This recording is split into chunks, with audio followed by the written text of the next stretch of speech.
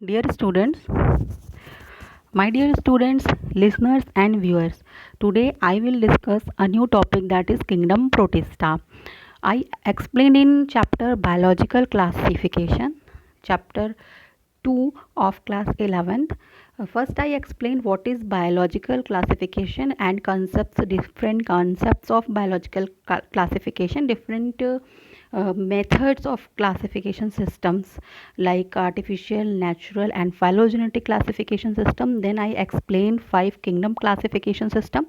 I also briefed you 2 kingdom classification system, 3 kingdom classification system, 4 kingdom classification system, 5 kingdom classification system, and 6 kingdom classification system, but explained only 5 kingdom classification system given by Whitaker, that is in your course. And then I explained kingdom Monera in 2 parts. Now I will explain kingdom Protista. These are the some organisms of kingdom Protista. You can see here Plasmodium. In Plasmodium is a very popular example of kingdom Protista. You can see a red blood cell, and inside the red blood cell Plasmodium is present. That is an example of kingdom Protista. Here Trichonympha that lives in the gut of termites. You know termites are white ants, and in gut of termites for cellulose digestion, a Trichonympha named protist, actually this is an protozoan. It lives in gut of termites and help in cellulose digestion. This is Euglena viridis. This is also a member of kingdom Protista. This is Trypanosoma gambius. It causes African sleeping sickness, and Trypanosoma is very notorious, very popular due to causing this disease. And this is member of protozoa, and in protozoa it is member of sporozoa. It is an sporozoan. And you can see here this is actually Trypanosoma is not I will explain what is the position of Trypanosoma in classification of a protozoa when I will explain you Protista part 2. Now this is Tetrahymena, this is Amoeba proteus, and this is Entamoeba histolytica. I discussed earlier also that amoeba have contractile vacuole, but Entamoeba have no contractile vacuole. This is a dinoflagellate नाम से समझ आ रहा है कि 2 flagella होते हैं. तो ये सारे जो आप ऑर्गेनिजम्स स्क्रीन पर देख रहे हैं ये सभी किंगडम प्रोटिस्टा के मेंबर हैं. तो एक ग्लिम्स आपको कि किस तरीके से ये दिखते हैं, और आपके म्यूज़ियम स्पेसिमेंस में प्रैक्टिकल में ये इम्पॉर्टेंट भी होते हैं. कहीं 11th क्लास के प्रैक्टिकल्स को बहुत सीरियसली नहीं लेते हैं, बट आगे चलकर जब सीनियर क्लासेस जैसे कि ग्रेजुएशन में, पोस्ट ग्रेजुएशन में या अदर कोर्सेज में भी अगर आपको इनकी जानकारी रहती है तो अच्छा ही है. और वैसे भी आप जो कुछ काम कर रहे हैं, जिस काम से जुड़े हुए हैं, उसे अच्छे से जानना ज़रूर चाहिए. तो नेक्स्ट है इंट्रोडक्शन. तो बात हुई किंगडम प्रोटिस्टा की. जैसे कि किंगडम मोनेरा में हमने देखा था, वहाँ पर भी यूकैरियोट्स थे, बट वहाँ पर भी सारे सिंगल सेल्ड थे. Monerans where also single celled, but वहाँ पर सारे प्रोकैरियोट्स को ग्रुप किया गया था. यहाँ जितने सिंगल सेल्ड यूकैरियोट्स होते हैं, यूकैरियोट्स ध्यान रखिएगा, 5 किंगडम क्लासिफिकेशन में 4 किंगडम यूकैरियोट्स के हैं, जिसमें से प्रोटिस्टा, फंजाई, एनिमेलिया और प्लांटी है. प्रोटिस्टा अकेला ऐसा किंगडम है जो यूकैरियोट्स, सारे सिंगल सेल्ड यूकैरियोट्स हैं, उसमें ग्रुप किए गए हैं. However the boundaries of this kingdom are not well defined. क्यों ऐसा कह रहे हैं? क्योंकि इस किंगडम के जो आप अगर क्लासिफिकेशन देखेंगे कि इनमें क्राइसोफाइट्स, यूग्लिनोइड्स और डाइनोफ्लैजिलेट्स, ये जो मेंबर्स इनके हैं, जो इनका ग्रुप बनाया गया है, तो उन्हें पढ़ने पर ये पता चलता है कि कुछ के कैरेक्टर्स फंजाई जैसे हैं, स्लाइम मोल्ड्स लाइकवाइज, कुछ के कैरेक्टर्स प्लांट जैसे हैं, कुछ के characters mode of nutrition structure animal जैसा है. तो किससे मिलते जुलते हैं, इस आधार पर ही उन्हें ग्रुप में डिवाइड किया गया है. बट ऐसे डिफरेंट हैबिटेट वाले को एक ही ग्रुप में रख दिया गया है। तो इसीलिए किंगडम प्रोटिस्टा के लिए कहा जाता है कि boundaries of this kingdom are not well defined, members of Protista are primary aquatic, this kingdom forms a link with the others dealing with plants animals and fungi. तो अभी मैं आपको ये चीज़ एक्सप्लेन भी करूँगी कि इस किंगडम के जो मेंबर्स हैं उनमें जैसे कि युगलीना का एग्जांपल देखेंगे तो युगलीना जो है कनेक्टिंग लिंक है प्लांट और एनिमल्स के बीच में, या स्लाइम मोल्ड्स को आप देख सकते हैं तो वो फंजाई और इस किंगडम के बीच में एक कनेक्टिंग लिंक है। तो कनेक्टिंग लिंक्स भी इस किंगडम में है। कनेक्टिंग लिंक मैं आपको एक्सप्लेन करना चाहूँगी कि कनेक्टिंग लिंक्स वो ऑर्गेनिजम्स होते हैं, ऐसे प्लांट्स होते हैं या ऐसे एनिमल्स होते हैं जो किन्हीं क्लासिफिकेशन में बहुत सारे ग्रुप्स बनाए गए हैं, टैक्सा बनाए गए हैं, उनको अपना नाम दिया गया है। तो ऐसे किन्हीं दो ग्रुप्स जिनके बेसिक कैरेक्टरिस्टिक फीचर्स डिफरेंट है, लेकिन कोई एक ऐसा एनिमल या प्लांट पाया जाता हो जो उन दोनों के कैरेक्टर्स कॉमन कुछ कुछ उसमें पाए जाते हों, तो उस एनिमल को या उस प्लांट को या उस ऑर्गेनिज्म को कनेक्टिंग लिंक कहा जाता है। The protistan contains a well defined nucleus, इनमें हमेशा वेल डिफाइंड न्यूक्लियस होगा क्योंकि ये यूकैरियोट्स है, और मेम्ब्रेन बाउंड ऑर्गेनल्स प्रेजेंट होंगे because these are prokaryotes, some have flagella और सीलिया। ये आपको आगे जैसे डिस्क्राइब किया जाएगा तो बताएंगे कि इनमें फ्लैजिला और सीलिया हो भी सकते हैं और कभी एब्सेंट भी होते हैं। रिप्रोडक्शन की बात करें तो सेक्सुअल असेक्सुअल दोनों मोड का रिप्रोडक्शन इनमें होता है, बट सबसे इम्पॉर्टेंट जो है cell fusion and zygote formation, यानी जब भी ये सेक्सुअल रिप्रोडक्शन करते हैं तो क्योंकि इनके बॉडी ही सिंगल सेल की है, इसीलिए देखिए प्रोटिस्टा किंगडम के लिए एक वर्ड यूज होता है असेल्यूलर। असेल्यूलर सिंगल सेल ऑर्गेनिज्म है, एक सेल ही पूरा जीव है, इसीलिए असेल्यूलर वर्ड किंगडम प्रोटिस्टा के मेंबर्स के लिए यूज़ किया जाता है। और स्पेशली जब एक ही सेल होती है तो वही एक सेल गैमीट के जैसा बिहेव करने लग जाती है और वो दो सेल्स जो हैं फ्यूज़ करेंगी और फ्यूज़ करके 2n स्ट्रक्चर डेफिनेटली बनेगा। सेल्स जो होती हैं वो सिंगल सेल्ड वो हैप्लॉइड सेल्स होती हैं और जब फ्यूज़ करके 2n जाइगोट बनाती हैं, और जाइगोट जो है इसमें मियोसिस होती है और इससे फिर एक n सेल बनती है, हैप्लॉइड सेल बन जाती है, और यही सेल जो होती है वो एडल्ट के रूप में डेवलप होती है। तो इस तरीके से आप देख रहे हैं इनकी लाइफ साइकिल में, यहाँ आपको ये दिखाई दिया सेल फ्यूज़न, दो अलग अलग स्ट्रेन के या टाइप के ऑर्गेनिजम्स जो हैं उनकी सेल्स जो है फ्यूज़ करती हैं, और क्योंकि मोस्टली ये जो एनिमल्स हैं हैप्लॉइड होंगे और फिर के बाद जाइगोट बनता है, लेकिन जाइगोट में मियोसिस होती है, जाइगोटिक मियोसिस जो है वो किंगडम प्रोटिस्टा में देखने को मिलती है। तो इस तरह सेल फ्यूज़न और जाइगोट फॉर्मेशन के माध्यम से ये रिप्रोडक्शन को शो करते हैं, जो कि एक तरीके का सेक्सुअल रिप्रोडक्शन है, क्योंकि दो अलग अलग टाइप की सेल्स फ्यूज़ करेंगी, दो डिफरेंट न्यूक्लियर सोर्सेज जो हैं वो फ्यूज़ करेंगे, और इसलिए ये सेक्सुअल मोड ऑफ रिप्रोडक्शन भी है। तो देखिए जाइगोटिक मियोसिस बहुत इंपॉर्टेंट टर्म है, पूछा जाता है कि एनिमल किंगडम में या प्लांट किंगडम में जाइगोटिक मियोसिस कहाँ कहाँ देखने को मिलती है। तो प्रोटिस्टा किंगडम में आप देख सकते हैं कि जाइगोटिक मियोसिस देखने को मिलती है। इसी तरीके से जब हम लोग एल्गी पढ़ेंगे तो वहाँ देखेंगे ब्राउन एल्गी में भी जाइगोटिक मियोसिस देखने को मिलती है। कॉम्पिटिशन का स्पेशली नीट का बहुत इंपॉर्टेंट क्वेश्चन है ये। तो मैंने आपको जैसा कि बताया जाइगोट आप जानते हो हमेशा 2n होता है, it usually divides bye meiosis. जब जाइगोट पहले दो सेल्स हैं, क्योंकि एक ही सेल से पूरा बने होते हैं जीव, और इन सेल में जो सेल्स होती हैं वो हैप्लॉइड नेचर की होती हैं, ये फ्यूज़ करेंगे तो जाहिर सी बात है कि एक 2n स्ट्रक्चर बनेगा। और फिर जो जाइगोट बन रहा है इसमें मियोसिस हो जाती है। These produce vegetative cells with the chromosome number of n, देखिए ये लिखा हुआ है। These cells divides repeatedly by mitosis, तो माइटोसिस से ये लगातार डिवाइड होकर के भी नई नई सेल्स बना सकती हैं। तो वहाँ पर एक ही सेल डॉटर सेल्स बनाती है, एक मदर सेल होती है उससे डॉटर सेल्स बनती हैं।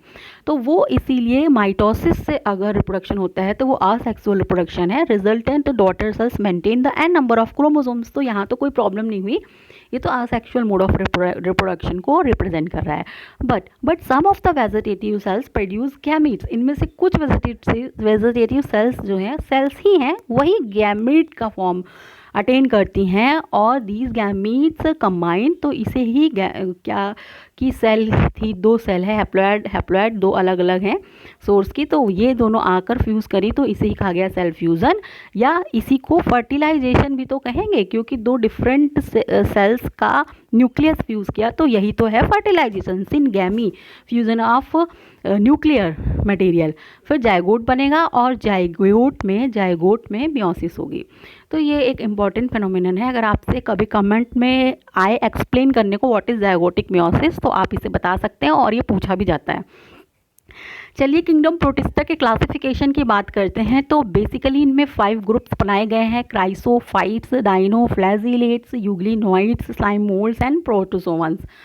तो ये जो बेसिकली आपको लास्ट के 3 ग्रुप्स दिखाई दे रहे हैं, यहाँ आपको बड़ा ध्यान देना होगा कि ये जो क्लासिफिकेशन बहुत आसान नहीं था इस किंगडम का क्लासिफिकेशन करने का, क्योंकि बहुत डिफरेंट हैबिटेट स्ट्रक्चरल वैरायटी वाले ऑर्गेनिजम्स यूकैरियोट्स तो थे बट सिंगल सेल थे, इसलिए उनको प्रोटिस्टा में एक साथ रख दिया गया। तो आप यहाँ देखोगे स्पेशली कि जो यूक्लिनोइड्स हैं, इनमें इसके जो सारे मेंबर्स हैं, इनके कैरेक्टर्स मल्टी सेलुलर फंजाई से मिलते हैं, फंजाई किंगडम से मिलते हैं। इसी तरह स्लाइम मोल्ड्स हैं, स्लाइम मोल्ड्स के जो कैरेक्टर्स हैं वो फंजाई से मिलते हैं। इसी तरह यूग्लिनोइड्स के जो कैरेक्टर्स हैं वो प्लांटी किंगडम से मिलते जुलते हैं, और प्रोटोजोअन्स के एनिमैलिया हायर एनिमल किंगडम जो बनाया गया है उससे मिलते जुलते कैरेक्टर्स हैं। जबकि क्राइसोफाइट्स और डाइनोफ्लैजिलेट्स बहुत ही डिफरेंट हैं और इनके कुछ अपने यूनिक कैरेक्टरिस्टिक फीचर्स हैं, इसलिए इन्हें अलग ग्रुप में रखा गया है। तो अब इन्हें हम डिटेल में देखेंगे। यहाँ पर देख सकते हैं कि ये क्राइसोफाइट दिखाया गया है, यहाँ पर फ्लैजिलेटेड प्रोटोजोअन्स हैं, डाइनोफ्लैजिलेट है, स्लाइम मोल्ड्स है, प्रोटोजोअन्स है। इट मे बी, और एक ये तो बेसिक मैंने आपको बताया कि ये जो लास्ट की 3 हैं ये फंजाई, एनिमल और प्लांटी किंगडम से सिमिलैरिटी, कनेक्टिंग लिंक बनाते हैं इसके मेंबर्स। बट क्राइसोफाइट्स, डाइनोफ्लैजिलेट्स और यूग्लिनाइट्स, ये 3 जो हैं, फर्स्ट 3 एक्चुअली ये तीनों ऑटोट्रॉफिक हैं। इन तीनों में सेल वॉल पाई जाती है जैसे कि पौधों में पाई जाती है।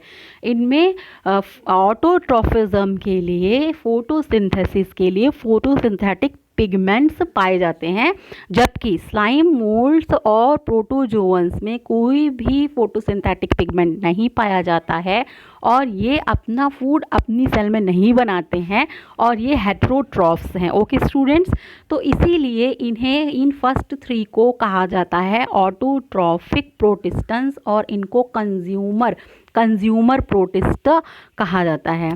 तो और चलिए इसको और थोड़ा एक्सप्लेन करती हूँ। साथ ही साथ ये ऑटोट्रॉफिक है तो आपको पता ही है कि जो पिरामिड, इकोलॉजिकल पिरामिड बनेगा तो हमेशा ये तीनों जो है प्रोटिस्टा के मेंबर ही हैं, लेकिन इन तीनों के जो मेंबर्स होंगे वो प्रोड्यूसर्स में रखे जाएंगे, जबकि ये दोनों के जो मेंबर्स होंगे ये कंज्यूमर्स में रखे जाएंगे। और इनमें एक स्पेशल टर्म आपने बहुत बार बायो में सुना होगा, प्लैंकटॉन्स।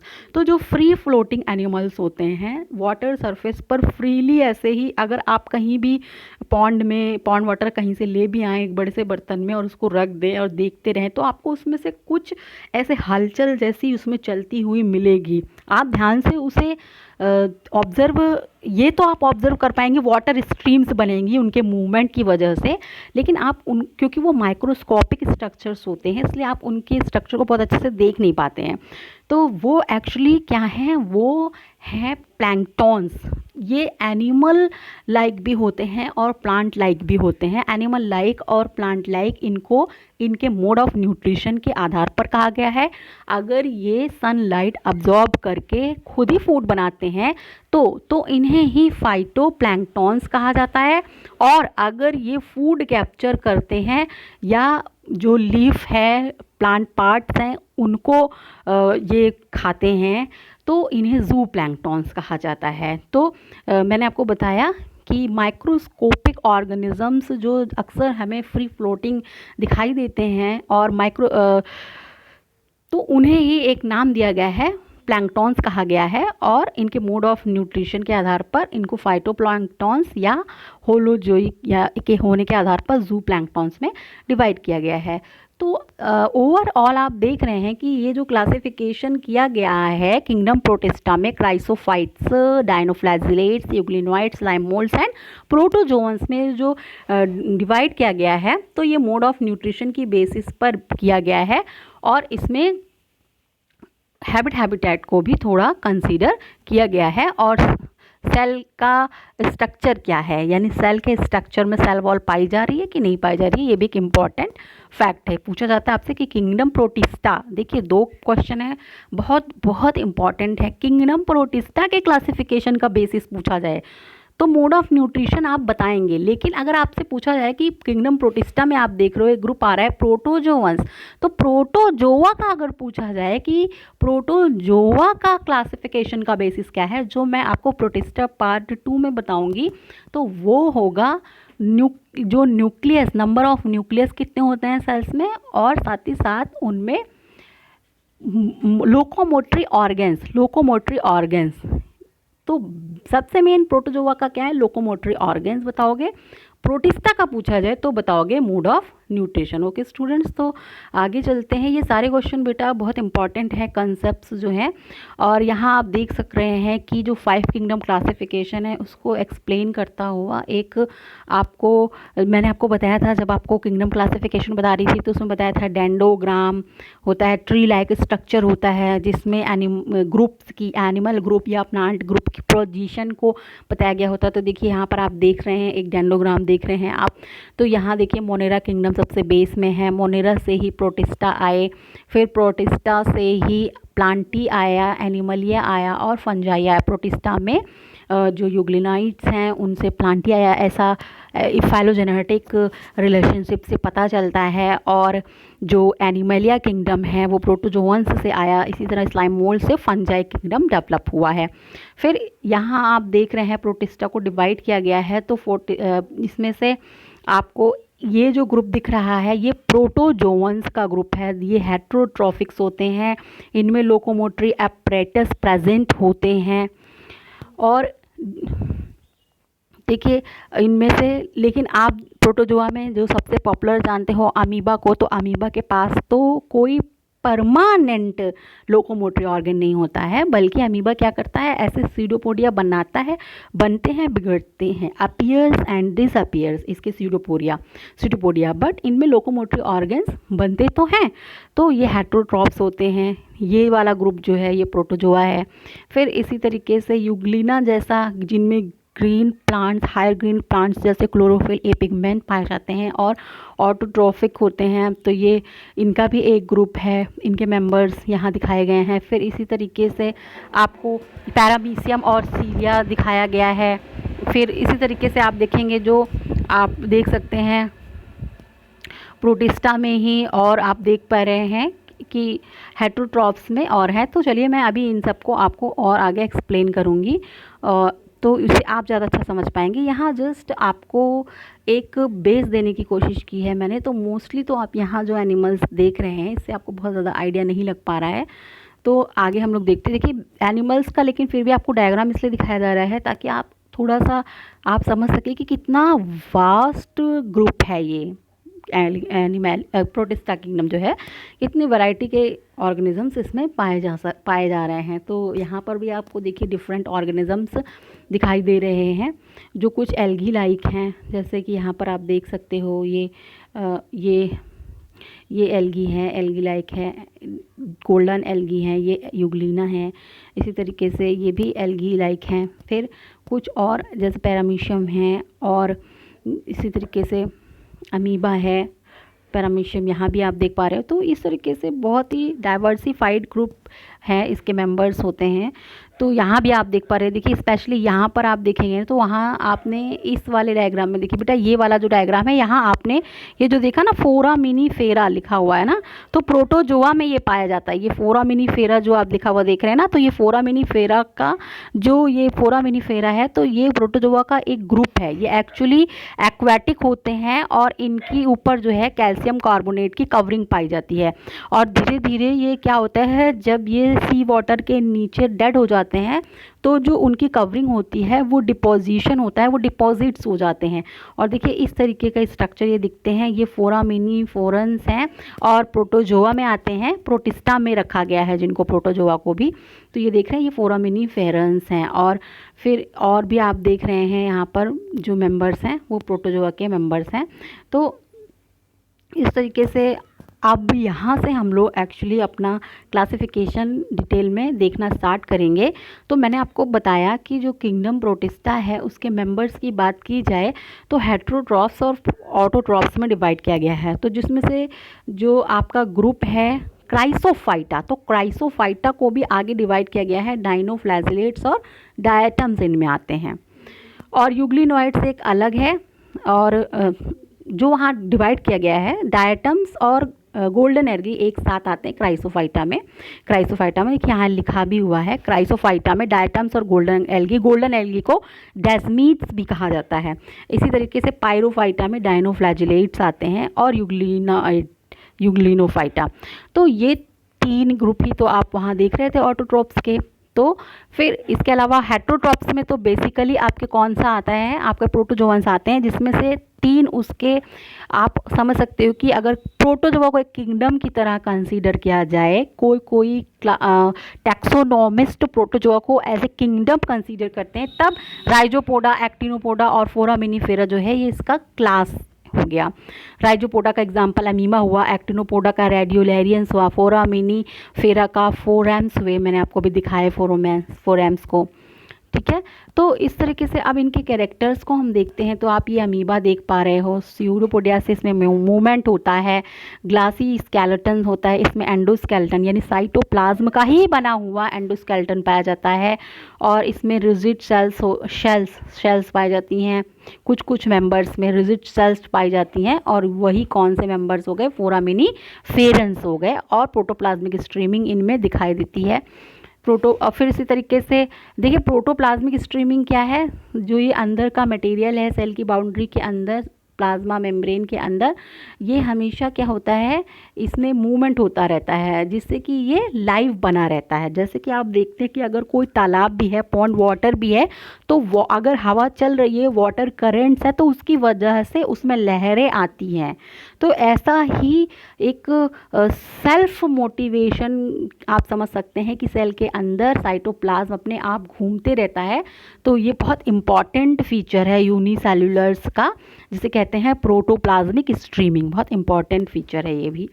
फिर यहाँ आप देखेंगे कि जो यूग्लिनोइड्स है इसका मेंबर यूग्लिना है, फोटोसिंथेटिक होता है, यूनिसेलुलर है।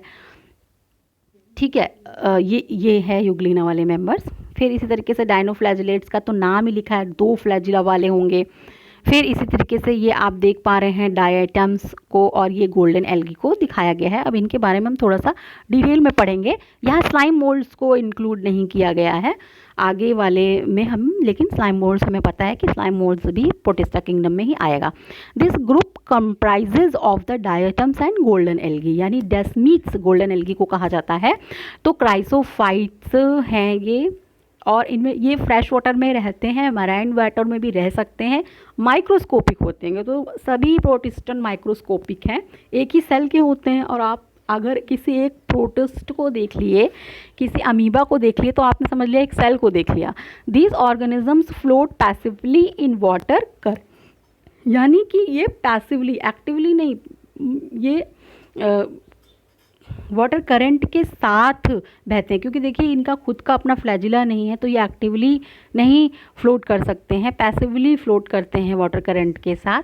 तो ये हो गए आपके गोल्डन एल्गी और डेस्मीट्स, जो किसमें आ रहे हैं, क्राइसोफाइट्स में। फिर इसके बाद जो नेक्स्ट क्लास मैं आपको बताती हूँ, क्राइसोफाइटा के बाद नेक्स्ट क्लास है डाइनोफ्लैजिलेट्स की। डाइनोफ्लैजिलेट्स के नाम से ही पता चल रहा है कि इसमें 2 फ्लैजिला पाए जाते हैं। एक्चुअली यहाँ पर दिखाया इस तरीके से गया है कि इसको आप ऐसा दिख रहा है कि एक ही फ्लैजिला है, बट इनमें 2 फ्लैजिला होते हैं। ये भी मैरीन होते हैं, फोटोसिंथेटिक होते हैं। डायनोफ्लैजिलेट्स भी मैरीन होते हैं और फोटोसिंथेटिक होते हैं, और इनमें बहुत सारे कलर्स में आप प्रेजेंट होते हैं।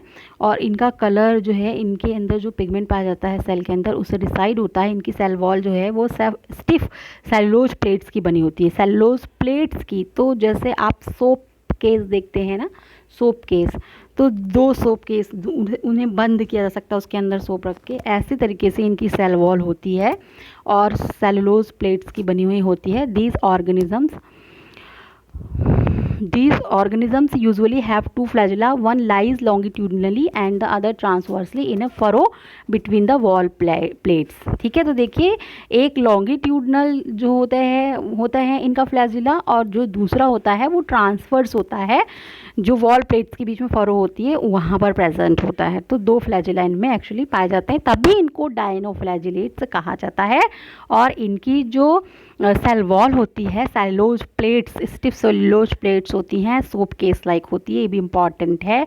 और नेक्स्ट है euglenoids. These are mostly fresh water organisms, we can find them in stagnant water. ठहरे हुए पानी में, रुके हुए पानी में पाए जाते हैं। बहुत बार पूछा जाता है यूग्लिना कैसे पानी में पाया जाता है। यूग्लिना स्टैगनेंट वाटर में, ठहरे हुए पानी में पाया जाता है। They do not have cell wall. तो यूग्लिना से आप देखेंगे ये ऑटोट्रॉफिक तो है, अपना फूड खुद बना सकता है, बट इसके पास सेल वॉल नहीं है। इसीलिए तो इसको एनिमलिया किंगडम में नहीं रखा गया, या इसको कहीं एल्गी के साथ भी नहीं रखा गया। Rather they are built with a protein rich layer. इसमें सेल वॉल नहीं पाई जाती, बट इनमें सबसे बाहर की तरफ एक पेलिकल नाम की कवरिंग होती है जो इसकी बॉडी को फ्लेक्सिबल बनाती है। दे हैव 2 फ्लैजिला, एक शॉर्ट और एक लॉन्ग फ्लैजिला इनमें पाया जाता है।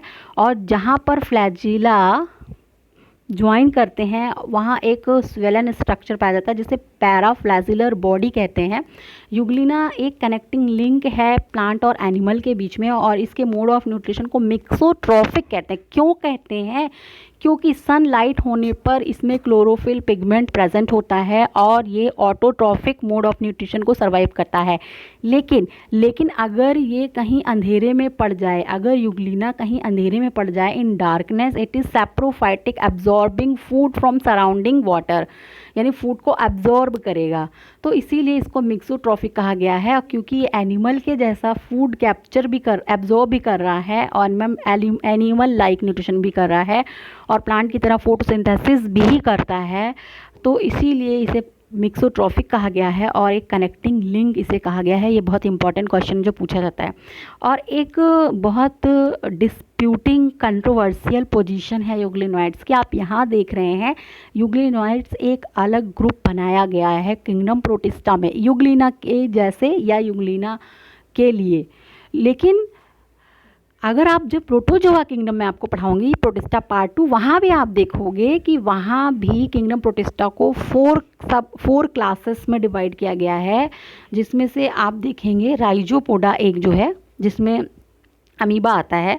तो उनके मेंबर के नाम के आधार पर एनसीईआरटी में लिखा हुआ अमीबोइड्स, सीलिएट्स, फ्लैजिलेट्स एंड स्पोरोजोअन्स।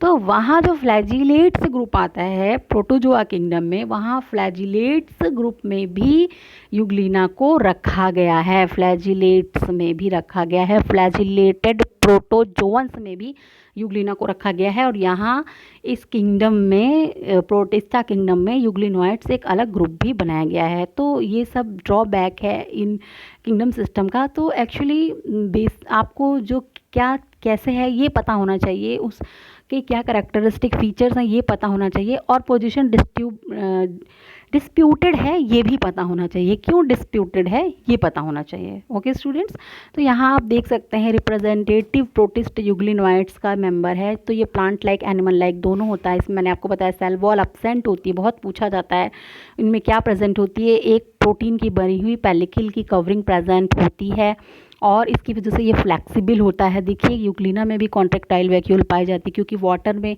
है, हमारा फ्रेश वाटर में रहता है, तो वाटर लगातार इसकी बॉडी में आते जाएगा और सेल बर्स्ट कर सकती है। इसीलिए इस अंदर आते हुए पानी को लगातार बाहर निकालने के लिए कॉन्ट्रैक्टाइल वैक्यूल एक पंप की तरह काम करता है। इसी तरह देखिए इसमें क्लोरोप्लास्ट पाया जाता है, और डार्कनेस में ज़्यादा टाइम रहने पर ये क्लोरोप्लास्ट के अंदर जो पिगमेंट्स होते होते हैं वो डिसअपियर हो जाते हैं, बहुत सारी माइटोकॉन्ड्रिया पाई जाती हैं, फ्लैजिला पाया जाता है और एक शॉर्ट लॉन्ग फ्लैजिला दोनों पाए जाते हैं। जहाँ पर दोनों फ्यूज़ करते हैं वहाँ पैराफ्लैजिलर बॉडी होती है। तो इस तरीके से अब नेक्स्ट क्लास स्लाइम मोल्ड्स है जो फंजाई लाइक है। Slime moulds are saprophytic.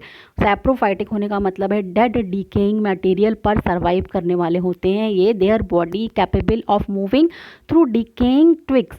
कोई सड़ गल रहा है, लकड़ी का टुकड़ा, पत्तियाँ, तो इन सब के जो ऑर्गेनिक मटेरियल है इसे डायरेक्टली एब्जॉर्ब कर लेता है।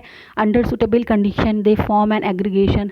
बहुत बहुत इम्पॉर्टेंट है कि ये जो इनकी जो सेल्स होती है ना, ये ऐसे एक स्ट्रक्चर बना लेती हैं, स्लाइम मोल्ड्स की ग्रुप बना लेती हैं और सूटेबल कंडीशन में। और इसी ग्रुप को क्या कहा जाता है? प्लाज्मोडियम। बहुत इंपॉर्टेंट है ये प्लाज्मोडियम। ये एक स्ट्रक्चर की बात कर रहा है प्लाज्मोडियम की, जबकि प्लाज्मोडियम एक ऑर्गेनिज्म भी है, जीव भी है, जो किंगडम प्रोटोजोआ में आता है। और आप जानते हैं this is very notorious example of kingdom protozoa या फाइलम प्रोटोजोआ। अभी हम उसे फाइलम प्रोटोजोआ कहेंगे। किंगडम प्रोटिस्टा में आने वाला फाइलम प्रोटोजोआ का मेंबर है प्लाज्मोडियम, जो कि मलेरिया पैरासाइट है। बट ये अलग है। स्लाइम मोल्ड्स में एक कंडीशन आती है जिससे प्लाज्मोडियम कहते हैं, विच में grow and spread over several feet.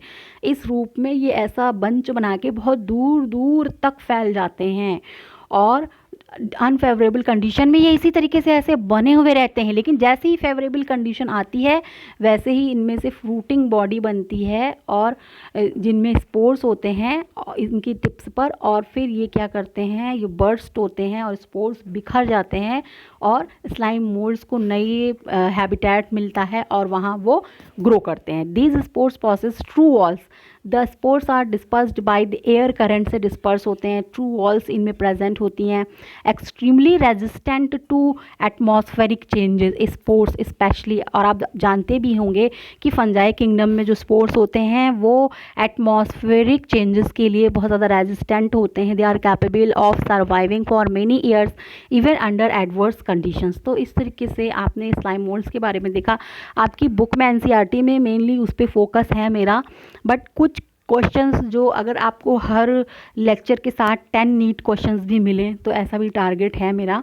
तो अब लास्ट है किंगडम, जो प्रोटिस्टा किंगडम है उसके मेंबर हैं प्रोटोजोवंस। प्रोटोजोवंस की भी पोजीशन डिस्प्यूटेड है और कहीं इसे एनिमेलिया किंगडम के एक फाइलम के रूप में किंगडम एनिमेलिया में फर्स्ट फाइलम प्रोटोजोआ के रूप में भी कुछ टैक्सोनॉमिस्ट इसकी स्टडी की जानी चाहिए ऐसा बोलते हैं। But 5 kingdom classification of Whittaker में इसकी पोजीशन जो बताई गई है वो किंगडम प्रोटिस्टा, जिनमें सभी यूनिसेलुलर यूकैरियोट्स को रखा गया है, उसी में एक ग्रुप प्रोटोजोआ को बनाया गया है। All protozoans are heterotrophs. ये सभी हेटेरोट्रॉफिक होते हैं, live as predators, parasites. They are believed to be primitive relatives of animals. और इनको कनेक्टिंग लिंक कहा गया है एनिमल के बीच का। और फिर इनके भी ग्रुप हैं, इसके किंगडम के भी, इस किंगडम के इस मेंबर में भी जो प्रोटोजोआ ग्रुप है इसके भी ग्रुप्स हैं। तो इसी एमीबॉयड, सीलेट्स, फ्लैजिलेट्स एंड स्पोरोजोअन्स ऐसा ही आपकी बुक में लिखा है और इनके बारे में आपको ज़रूर पता होना चाहिए। इनके बारे में मैं पूरी एक अलग लेक्चर बनाऊंगी क्योंकि बहुत बहुत इम्पॉर्टेंट है। बहुत कुछ ऐसे इंपॉर्टेंट क्वेश्चन इससे आते हैं जो हमेशा आते ही हर जगह हर एग्ज़ाम में आते हैं। तो इसका एक एग्जाम्पल आप देखिए, ये अमीबॉयड का एग्जाम्पल है, अमीबा जिसमें स्यूडोपोडिया बनाता है ये। फिर इसी तरह से यहाँ पैरामीशियम आपको दिख रहा है, ये यूग्लिना आपको दिख रहा है। यूग्लिना में फ्लैजिला पाया जाता है, पढ़ा हमने। तो देखिए यूग्लिना को यूग्लिनोइड्स में भी पढ़ रहे हैं और यहाँ प्रोटोजोआ में फ्लैजिलेट्स के मेंबर में भी पढ़ रहे हैं। स्पोरोजोआ का एग्जाम्पल प्लाज्मोडियम है। तो ये सब हम लोग बहुत डिटेल में पढ़ेंगे और यहाँ तक का जो डिस्क्रिप्शन है मैंने अपनी तरफ से आपकी बुक में जो लिखा है वो कंप्लीट डिस्क्राइब करने की कोशिश की है। जो बुक में लिखा है वही सबसे ज़्यादा इम्पॉर्टेंट है, लाइन बाय लाइन। कहाँ सेल वॉल पाई जाती है, कहाँ सेल वॉल नहीं पाई जाती तो उसकी जगह क्या पाया जाता है। जैसे पेलिकल पाई जाती है यूग्लिनोइड्स में और वो पेलिकल प्रोटीन की बनी होती है, या इसी तरीके से जो डाइनोफ्लैजिलेट्स होते हैं उनमें सेल्यूलोज प्लेट्स के रूप में सेल वॉल पाई जाती है। और ये स्पेशल कैरेक्टरिस्टिक फीचर्स कौन हेटेरोट्रॉफ हैं कौन ऑटोट्रॉफ हैं, तो इसमें तो ज़्यादा कन्फ्यूजन नहीं है, आपको बता दिया मैंने। स्लाइम मोल्ड्स और प्रोटोजोअन्स जो हैं केवल और यूग्लिनोइड्स, इन तीनों को रखा गया है हेटेरोट्रॉफ में। लेकिन यूग्लिनोइड्स जो हैं एक तरीके से वो मिक्सोट्रॉफिक हैं, तो इधर भी रह सकते हैं और उधर भी रह सकते हैं। बट आपको एक्चुअली पता होना चाहिए कि जो एक्सक्लूसिवली हेटेरोट्रॉफ हैं वो कौन है, वो हैं आपके प्रोटोजोअन्स हैं और कौन है, स्लाइमोल्स हैं। और जो एक्सक्लूसिवली ऑटोट्रॉफ हैं वो डायनोफ्लैजिलेट्स हैं और क्राइसोफाइट्स है। क्राइसोफाइट्स में कौन आता है, क्राइसोफाइट्स में diatoms and desmids, desmids and diatoms, दीदी आती हैं। दीदी किस में आती हैं, क्राइसोफाइटा में। दीदी क्राई, दीदी क्राई, दीदी क्राई आप देख सकते हैं, आप स्लाइड्स को देखिएगा। तो डाइटम्स और डेस्मिट्स, डेस्मिट्स में गोल्डन एल्गी पाया जाता है, ठीक है। फिर इसी तरीके से डायनोफ्लैजिलेट्स हैं, डायनोफ्लैजिलेट्स, ठीक है। और ये जो प्रोटिस्टा किंगडम है इनमें ही जू प्लैंक्टॉन्स और फाइटोप्लैंक्टॉन्स आते हैं। इसके साथ ही मैं अपना आज का डिस्कशन समअप करती हूँ। Thank you very much. और आप मेरे वीडियोस को बार बार देखिए और इससे आपको डेफिनेटली हो सकता है एक बार में आप पूरे पॉइंट ग्रैस्प नहीं कर पाएँ।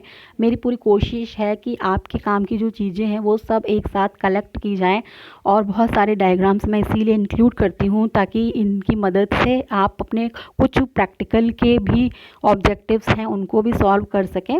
Okay students, thank you.